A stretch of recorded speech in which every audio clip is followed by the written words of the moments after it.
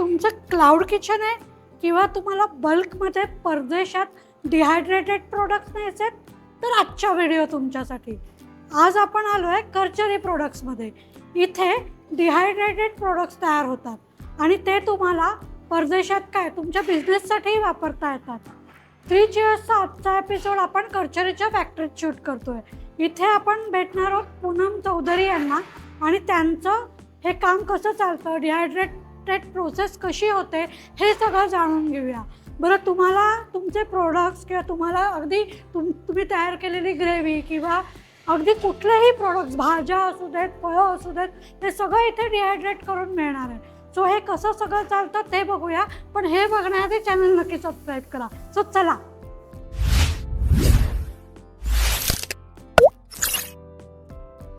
आज मी आली आहे कर्चरीच्या फॅक्टरीत आणि माझ्यासोबत आहेत Poonam Chaudhary. Welcome to 3 cheers channel आणि थँक्यू सो मच मला तुमच्या फॅक्टरीत इन्व्हाइट केल्याबद्दल. थँक्यू. इथे आपल्याला डिहायड्रेट पावडर्स दिसत आहेत. सो तुम्ही या पावडर्स B2B बिझनेसना देता. सो त्याविषयी मला सांगा ना. मेन मला कर्चरी हे नाव खूप आवडलं. नाव कसं ठेवलं तुम्ही? कर्चरी हा बेसिकली संस्कृतमधनं वर्ड आलेला आहे. अच्छा. अथर्ववेदामध्ये पण कर्चरीचा उल्लेख आहे. हम्म. कोणत्याही पदार्थावर प्रोसेस करून त्याची शेल्फ लाईफ वाढवण्याच्या प्रक्रियेला कर्चरी म्हणतात. अच्छा. आणि तिथूनच आम्हाला प्रेरणा मिळाली आणि आम्ही कर्चरी हे नाव ठेवलं. अच्छा. आता डिहायड्रेशन हाच टॉपिक का निवडला? हो. तर याचं सांगायचं असं तर माझं बॅकग्राऊंड सांगायचं झालं तर मी IT क्षेत्रामध्ये जवळजवळ 22 वर्ष काम केलं. काय सांगता? 22 वर्ष IT क्षेत्रात? येस. आणि त्यानिमित्ताने मी बऱ्याचशा कंट्रीमध्ये फिरायची आणि मग तिथं व्हेजिटेरियन किंवा शाकाहारी लोकांना पदार्थ मिळायला थोडा त्रास होतो.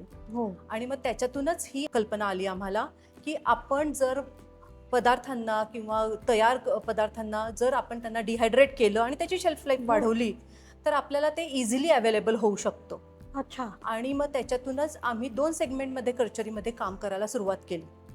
एक जेनेरिकमध्ये आपले वेगवेगळ्या व्हेजिटेबल्सच्या पावडरी, फळांच्या पावडरी, जसं झालं तुमचं पालक झालं, बीटरूट झालं, मँगो पावडर, हे वेगवेगळ्या बिझनेसेसला लागू शकते. हो. म्हणजे बिझनेसेसला जेव्हा प्रीमिक्सेस बनवायचे असतात, हो हो. जसं आता बीटरूट त्याचं सूप बनवायचं आहे, कोणाला पालक पनीर बनवायचं आहे, तर ते ह्या पावडरी घेऊन बनवू शकतात. अच्छा. आणि दुसरा सेगमेंट आमचा जो आहे तो B2Cचा आहे. तो आपण थोड्या वेळाने बोलूच या. हो हो. मला एक विचारायचं होतं की प्रिझर्वेटिव्ह याच्यामध्ये असतात का? नाही. याच्यामध्ये कसं आहे, आपण पदार्थाला ड्राय करतो आणि त्याचं पूर्ण मॉइश्चर काढून घेतो. अच्छा. म्हणजे याच्यातलं जवळजवळ 5% पेक्षा कमी मॉइश्चर त्याच्यात राहतं. त्यामुळे त्याच्यात पाण्याचा अंश नसल्यामुळे ऑटोमॅटिकच त्याची शेल्फ लाईफ वाढते. अच्छा. आणि त्यामुळे आपल्याला याच्यात कोणतेच प्रिझर्वेटिव्ह, कोणतेच आपण कलर वगैरे अदर ॲल्टरेशन आपण काहीच करत नाही. अच्छा. म्हणजे याची प्रोसेस एकूण कशी असते, मला ती जाणून घ्यायला आवडेल. हो, नक्कीच ना. तर जेव्हा आपण वेगवेगळ्या भाज्या बाजारातनं आणतो, आपण एक बीटरूटचं एक्झाम्पल घेऊया. चांगल्या क्वालिटीचे बीटरूट फार्मर्सकडून सोर्स केली जातात. त्यानंतर त्यांची नाके व मुळे काढली जातात. नंतर हे सगळे बीटरूट वॉशिंग आणि पिलिंग प्रोसेससाठी मशीनमध्ये टाकले जातात. वॉश करण्यासाठी मशीनला कंटिन्युअस वॉटर सप्लाय असतो आणि ब्रशच्या मदतीने पिलिंग केले जाते. मग पिलिंग झालेले बीटरूट चॉपिंग मशीनमध्ये ग्रेट केले जातात. नंतर ग्रेटेड बीटरूट ट्रेवर पसरविले जातात.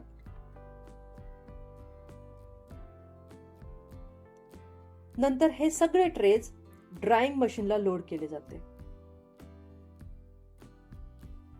मशीनमध्ये कंट्रोल टेम्परेचरमध्ये फिल्टर हॉट एअर मटेरियलवर पास केली जाते. हे सगळे क्लोज एन्व्हायरमेंट असल्यामुळे बाहेरच्या एअरचे कंटॅमिनेशन होत नाही. ह्या प्रोसेसला जवळजवळ 14 ते 15 तास लागतात. तर डिहायड्रेटर आपल्याकडे हीट पंप टेक्नॉलॉजीचं डिहायड्रेटर आहे. तर हीट पंप टेक्नॉलॉजी ही कशी वर्क होते? हो ना. तर याच्यामध्ये एक व्हॅक्यूम एरियामध्ये बाहेरची एअर न घेता आतली एअर गरम करून पदार्थावर टाकली जाते आणि त्याच्यातलं मॉइश्चर एक्स्ट्रॅक्ट होतं. खाली कंडेन्सर असतो, कंडेन्सरने त्याचं पाणी बनवून पाणी बाहेर येतं आणि ती आतलीच एअर आतमध्ये रोटेट होत असते. अच्छा. तर तीच हॉट एअर आपल्या वेगवेगळ्या पदार्थांवर जात असते आणि त्याच्याने ते ड्राय होतं. हे सगळं क्लोज एन्व्हायरमेंटमध्ये होत असल्यामुळे त्याच्यामध्ये 95% तुमचं न्यूट्रिशनल व्हॅल्यू राहतात. हो का? फूडचा अरोमा, कलर तुम्ही इथं पाहू शकतात. हो, हो. बीटरूटचा कलर, पालकचा कलर हो. अगदी फ्रेश जसं हो, असतो म्हणजे तसंच. बीटरूटचा रंग एकदम असा लाल गुलाबी सर असा आहे, पालकचा एकदम हिरवागार आहे आणि ती आंब्याची पावडर आहे का? आंब्याची पावडर, अच्छा. तर त्याचा कलर इंटॅक्ट राहतो, टेस्ट मिळते आपल्याला आणि न्यूट्रिशनल व्हॅल्यूज पण त्याच्या राहतात. तर अशा आम्ही हीट पंपने त्याला ड्राय करतो.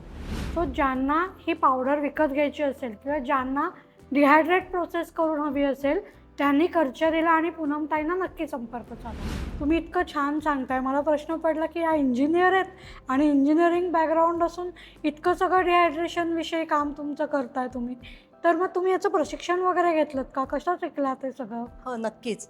मी डिहायड्रेशनचे वेगवेगळे कोर्सेस केले आहेत. अच्छा. एंड टू एंड प्रोसेस कशी असते ती समजावून घेतली आहे. त्याच्यानंतर मी फूड सेफ्टी, FSSAIचे ट्रेनिंग्स पण घेतलेले आहेत. अच्छा, बरं. त्याच्यानंतर फूड टेक्नॉलॉजीजचे पण मी बुक्स रीड करत असते. त्या पद्धतीने म्हणजे आपल्याला त्या विषयातलं नॉलेज असायला हवं हो, हो. असं मला वाटतं. त्यामुळे माझं हे कंटिन्युअस रीडिंग चालू असतं.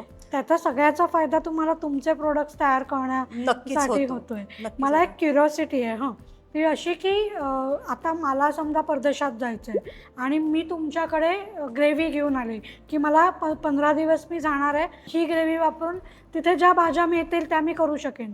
सो ती ग्रेव्ही तुमच्याकडे आणून देऊन तुम्ही मग असं डिहायड्रेट करून देता का? तुम्ही जर माझ्याकडे ग्रेव्ही आणून दिली तर आपण त्याला ड्राय करून देऊ शकतो आणि ग्रेव्ही ड्राय होते ड्राय होते आणि अशी पावडर powder form फॉर्म मध्ये होते. आणि अच्छा. त्याच्यामध्ये फक्त गरम पाणी टाकलं की तुम्हाला परत ग्रेव्ही मिळते जशी ओरिजिनल आहे तशी.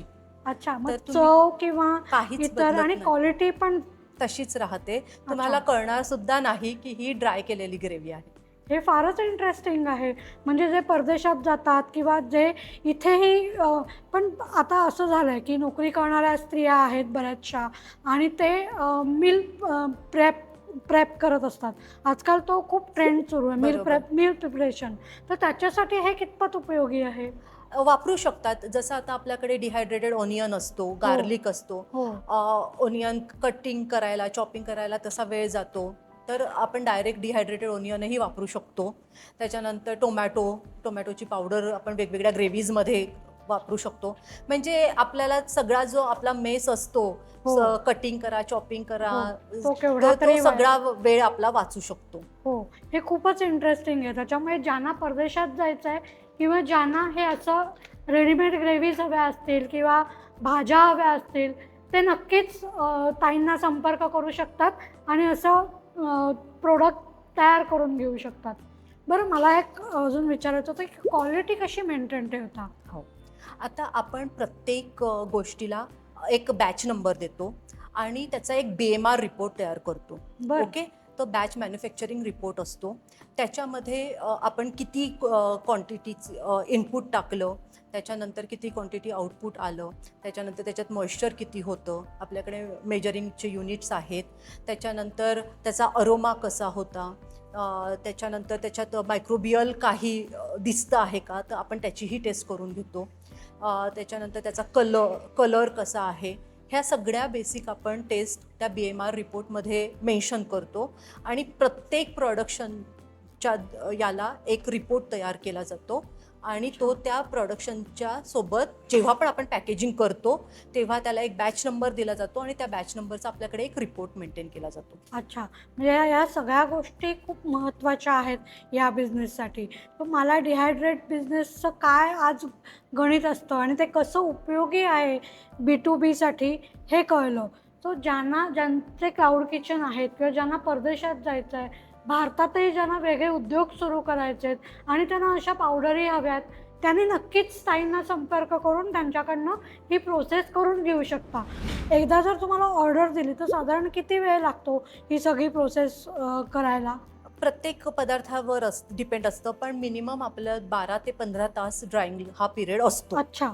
तर त्याच्यानंतर तुमच्या वेगवेगळ्या पदार्थाला वेगवेगळा टाइम लागतो, पण मिनिमम 12 to 15 आवर्स आपल्याला अच्छा, लागतात. म्हणजे एकदा तुम्हाला लोकांनी ऑर्डर दिल्यावर साधारण एक 4 ते 5 दिवसात आम्ही तुम्ही ते त्यांना देऊ शकतो. प्रोडक्ट देऊ शकता. येस. सो तुम्ही याचा फायदा नक्की घ्या आणि आम्हाला सांगा की तुम्ही कोणते कोणते प्रोडक्ट्स यांच्याकडे देणार आहात डिहायड्रेशनसाठी, किंवा तुम्ही आधी दिले आहेत का तेही कळवा. मला हा एपिसोड करून खूप मजा आली. तुम्हाला हा एपिसोड कसा वाटला ते कमेंट करून नक्की सांगा. पुन्हा भेटूया नवीन एपिसोडसह. तोपर्यंत 3 चेअर्स.